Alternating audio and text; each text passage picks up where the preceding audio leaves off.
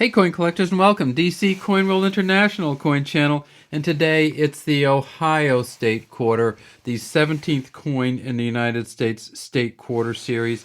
It was issued in 2002, and we can see that down here, 2002, and it became a state in 1803, just before Louisiana. So it says Ohio at the top, 1803 here. We see in the background kind of an outline of the boundaries of Ohio. We see an early airplane here, perhaps the Wright brothers, who worked and had a bicycle shop in Ohio and built the airplane. Down here it says Birthplace of Aviation Pioneers. And then over here we see a person in a spacesuit. And of course, we believe that is supposed to represent John Glenn, who was from Ohio, who was part of the United States original space program. Down here at the very bottom it says E pluribus unum, and then way over here in one of the curves in the Ohio border we see a D and a W. So the D and the W there are the designer's initials, and that's Donna Weaver, from the Artistic Infusion program, who designed this quarter. If we tip it up on its side, we see that it's a copper nickel clad copper. You can kind of see the copper inside of the sandwich there, and then you can kind of see the nickel copper on the outside, the cladding. We turn it over this way, and we see this is a pretty good condition coin.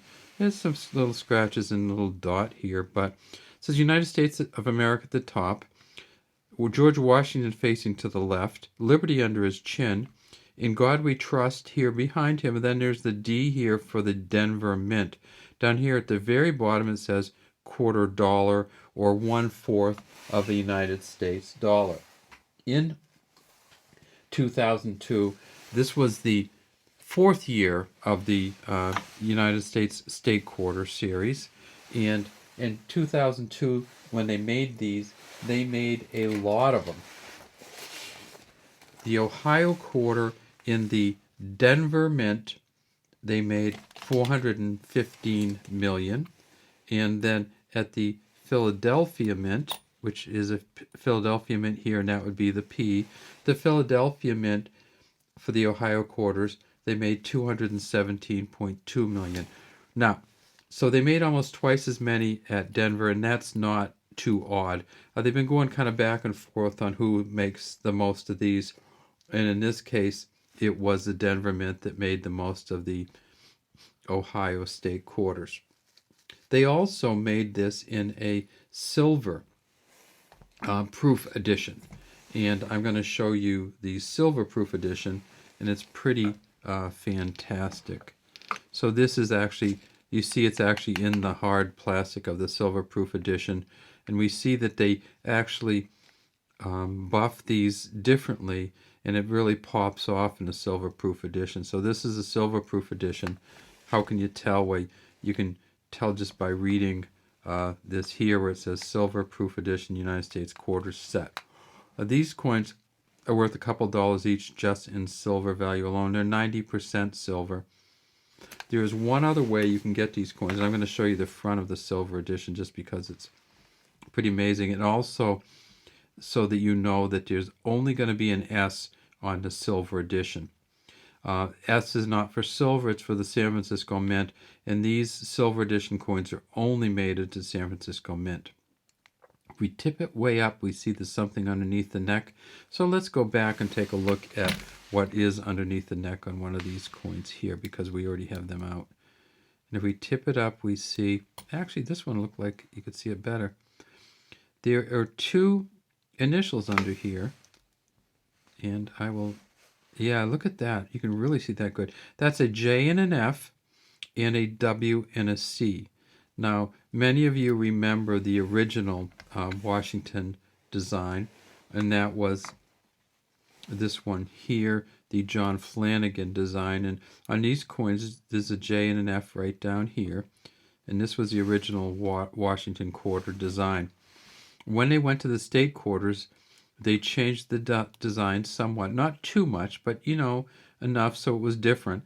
And they credited the person who changed, who engraved the changed design on it. So in addition to the John Flanagan from the original design, the JF, we also have a WC here for William Cousins, who was the engraver of the modernized, I guess you would call it, version of this coin.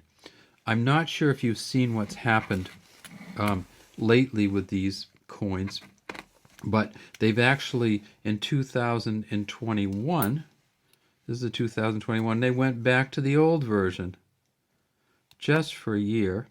This is a Philadelphia, and this, of course, was the old version with the United States of America crossing the Delaware quarter.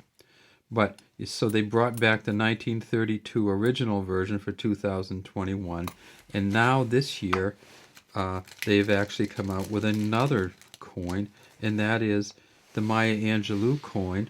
Has a different Washington, and we see the Laura Gardner Fraser, I believe is her name, is the engraver of this coin. And this was an original 1932 design too, but the John Flanagan design was chosen over it, and then they brought it back in 2022, 90 years later. And of course, as I was saying, this is the Maya Angelou reverse. And we see that just this beautiful coin here. And one more time. So now they've gone actually away from the joint version to a more stylized, a different version. All right, are any of them valuable? If you get this coin right here, the Denver Mint coin, in a really good shape, like MS65, almost mint state, hardly any scratches or anything on it, this wouldn't even be close to it here. But in way better shape than this, it'd be worth $1.50. You really have to get up to a really high grade coin, MS67 or so, before you're going to get up over $100. So these coins are great to collect. It's good to have them in your series. Try to get all the state ones, but they're not going to be too expensive.